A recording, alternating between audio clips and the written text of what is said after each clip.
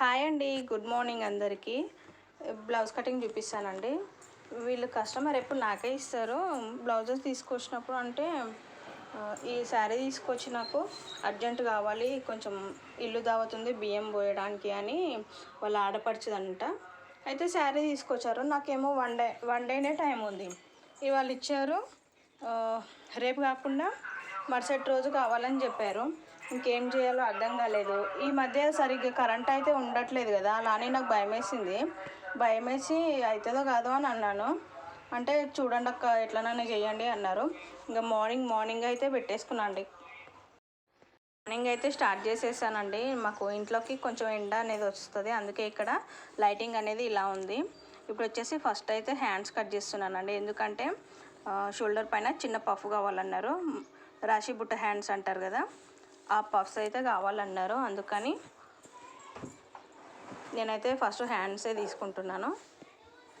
ఇలా తీసుకున్న తర్వాత హ్యాండ్ పొడవు ఎంతో కొలుచుకోవాలండి. కొలుచుకున్న తర్వాత ఇక్కడ కూడా అలానే సేమ్ మార్కింగ్ చేసేసుకొని 3.5 అయితే పెట్టేస్తున్నాను.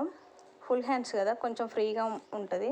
ఇలా హ్యాండ్ పొడవు ఇంకా డౌన్ అనేది మార్క్ చేసేసుకొని షోల్డర్ పైన 1.5 ఇంచ్ తీసుకోండి.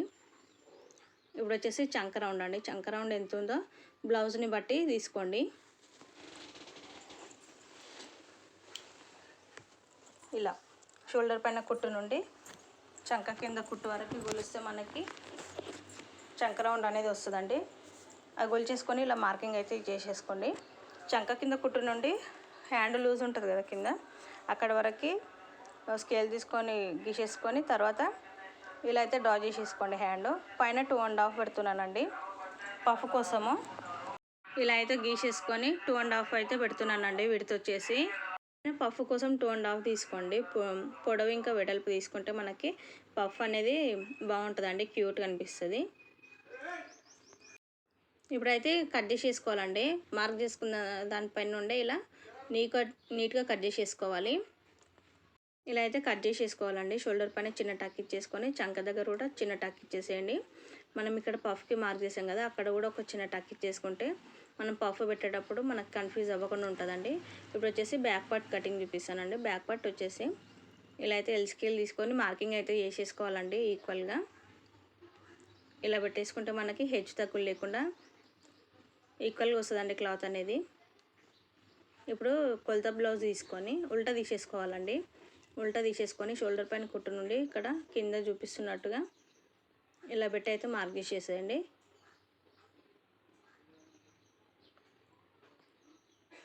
ఇలా పెట్టిన తర్వాత నడుము లూజ్ అండి.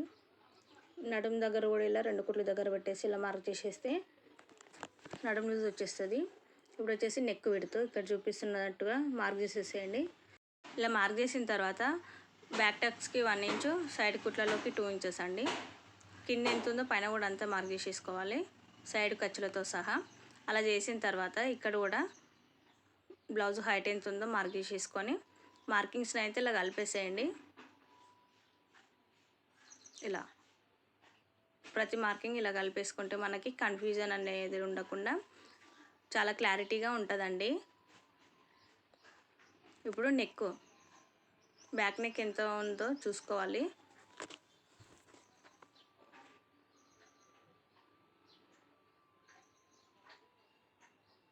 వీళ్ళ బ్యాక్ నెక్ వచ్చేసి 2 ఇంచెస్ అండి. 1/4 ఇంచేమో ఖర్చులోకి పెట్టేస్తున్నాను. వీళ్ళు మరీ అంత హైట్ ఉండారండి, కొంచెం హైట్ తక్కువనే ఉంటారు. షోల్డర్ ఇలా తీసేసుకొని ఖర్చులకి 1 మార్క్ ఇచ్చేసుకోవాలి. మొత్తం 5 వచ్చిందండి, 5 ఇంచెస్. ఇలా పైన కన్నా కింద కొంచెం ఒక 1/2 ఇంచ్ ఎక్కువ మార్క్ చేసేసుకుంటే మనకు నెక్ అనేది బ్రాడ్గా వస్తుంది. మళ్ళీ మార్కింగ్స్ని అయితే కలిపేసుకోండి చంక సైడ్. ఇప్పుడు ఇలా బ్యాక్ సైడ్ ఉన్న కుట్ల దగ్గర ఫస్ట్ కుట్టు ఉంటుంది కదా, అది ఫస్ట్ కుట్టు ఇలా పెట్టేసి ఇలా అయితే మార్కింగ్ ఇచ్చేసేయండి. అలా ఇచ్చేసి మనకి చంక ఎంత ఉందో అర్థమవుతుందండి, వచ్చేస్తుంది మెజర్మెంట్ అనేది. చూడండి 5.5 వచ్చింది. ఇలా 3 ఇంచెస్ కింద నుండి అయితే అలా పెట్టిన తర్వాత ఇలా రౌండ్ స్కేల్ తీసుకొని ఇలా గీసేసుకుంటే మనకి చంక రౌండ్ నీట్గా వస్తుందండి. ఇప్పుడు చెస్ట్ ఫస్ట్ హుక్ దగ్గర నుండి ఇలా అయితే చూసేసుకోండి, ఎక్కడి వరకు వస్తుందో ఆ కుట్టు వరకు అలా మార్క్ చేసేసుకోండి. నాకు కరెక్ట్గా వచ్చింది. నడుము లూజ్ ఇంకా చెస్ట్ సేమ్ ఉన్నాయండి, అందుకని కట్ చేసేస్తున్నాను. వీడియోలో చూపిస్తున్నట్టుగా మీరు కూడా ఇలానే చేయండి ఫ్రెండ్స్. ఒకవేళ వాళ్ళు ఏమైనా మార్పులు చేర్పులు చేయమంటేనే మనకి కొంచెం కటింగ్ అనేది వేరేగా ఉంటుంది. లేదు బ్లౌజ్ బాగుంది అంటే అలానే చేయాలి. కాకపోతే మనం అనేది కొంచెం చేంజ్ చేసుకోవాలండి. ఎలా ఉంటే అలా అయితే కటింగ్ అనేది పెట్టకూడదు మనము. ఇప్పుడు వచ్చేసి ఫ్రంట్ క్రాస్ కటింగ్ ఉందండి వీళ్ళకి. ఇలా మొత్తం బ్యాక్ పార్ట్ ఎలా ఉందో అలా డ్రా చేసుకొని మొత్తం యాజ్ ఈజ్ బ్యాక్ పార్ట్ ఎలా ఉందో అలా అయితే డ్రా చేసేసుకోవాలండి. ఇలా చేసుకుంటే ఏంటంటే మనకు కొంచెం అటు ఇటు అవ్వకుండా నీట్గా అనేది వస్తుంది. మనం ఏ మార్కింగ్స్ ఎక్కడెక్కడ అని ఇలా వేసేసుకోవాలి. అలా వేసుకుంటే మనకి ఈజీగా అయిపోతుంది. ఇక్కడ 1/2 ఇంచ్ తీసుకోండి, చంక కింద 1/2 ఇంచ్ తీసుకుంటే లోతు ముడత రాకుండా ఉంటాయండి. ఇక్కడ నుండి 3.5 తీసుకోండి, ఇంకా 1.5కి ఒక మార్కు, 2 ఇంచెస్కి ఒక మార్కు, 1/2 ఇంచ్కి ఒక మార్కు సైడ్ కుట్ల సైడు. ఇలా ఆ మార్కింగ్స్ని ఇలా కలిపేసేయాలి. కలిపేసిన తర్వాత ఇప్పుడైతే ఫ్రంట్ నెక్ ఇంకా చెస్ట్ అయితే చూసుకోవాలండి. నేనైతే నెక్ చూసుకుంటున్నాను ఎంత వచ్చింది అని. ఇది సరిగా లేదండి బ్లౌజ్ అసలు.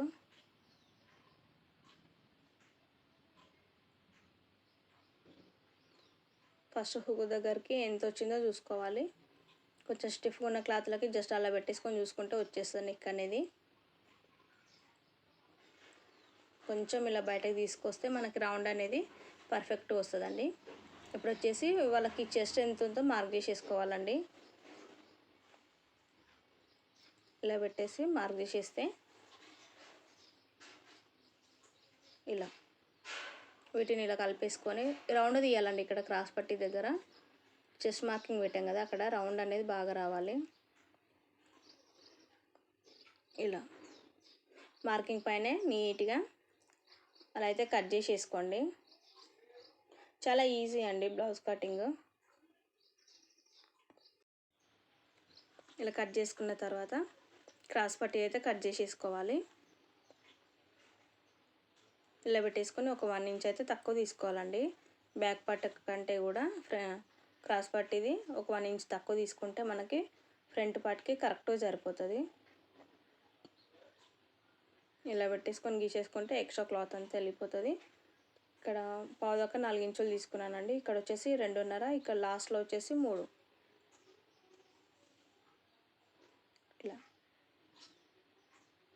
ఇలా తీసేసుకుంటే మనకి ఫిట్టింగ్ అనేది బాగుంటుందండి. ఇలా కట్ చేసేసుకోవాలి మార్కింగ్ పైన. ఇలా కట్ చేసేసుకుంటే ఏంటంటే మనకి నీట్గా అయిపోతుంది. మిషన్ పైన ఎక్కిన తర్వాత ఫాస్ట్గా అయిపోతుంది పని అనేది. అలా చేసిన తర్వాత నా క్లాత్ ఇంకా మిగిలింది కాబట్టి నేను డబల్ అయితే తీసుకుంటున్నాను. ఇలా బాగుంటుందండి, ఫిట్టింగ్ అనేది బాగుంటుంది డబల్ వేస్తే.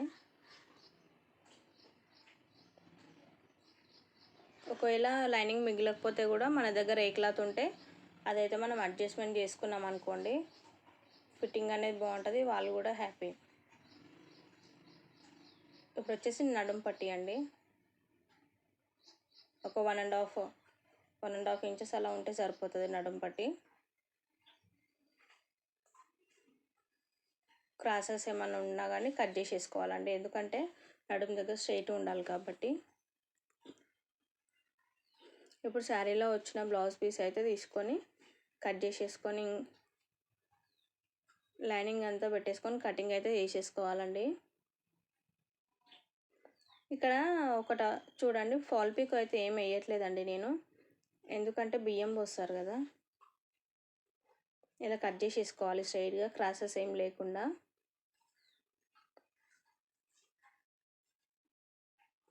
అలా చేసిన తర్వాత పెద్ద బార్డర్ చిన్న బార్డర్ చూసుకోవాలండి. రెండైతే సేమ్ వచ్చాయండి. ఎక్కడ నీట్గా ఉందో చూసుకొని అదైతే కట్ చేసేసుకోవాలి హ్యాండ్స్కి.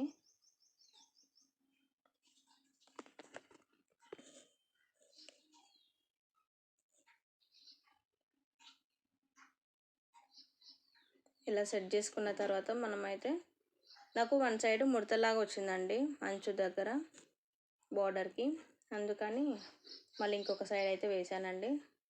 ఎండగా ఉంది అందుకే లైటింగ్ ఎక్కువ అనిపిస్తుంది.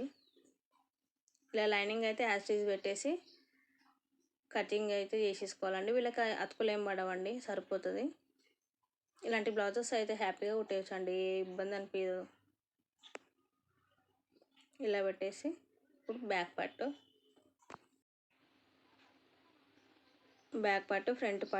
పార్ట్ మనం ఎలా అయితే తీసుకున్నామో అలానే పెట్టేసుకోవాలండి సేమ్గా.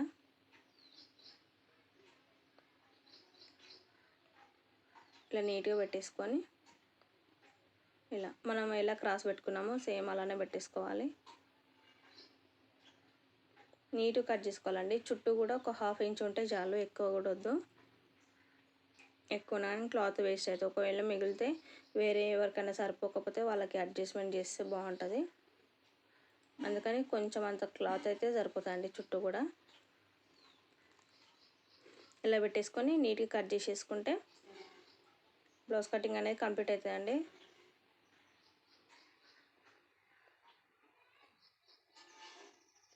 ఇంకా అర్జెంట్ బ్లౌజెస్ ఉన్నప్పుడు అయితే ఒక గమ్ పెట్టేసుకొని అయితే ఫాస్ట్గా అతికించేసుకొని ఫాస్ట్గా కుట్టేయడం అయితే ఇంకా ఫాస్ట్గా అయిపోతుందండి. లైనింగ్ ఇంకా అది జాయిన్ చేసేసరికి టైం అయితే పడుతుంది కదా. ఇలా ప్రతి ఒక్కటి క్లియర్గా కటింగ్ అనేది చేసేసుకుంటే మిషన్ పైన ఎక్కిన తర్వాత ఇబ్బంది కాకుండా ఉంటుందండి. Thank you.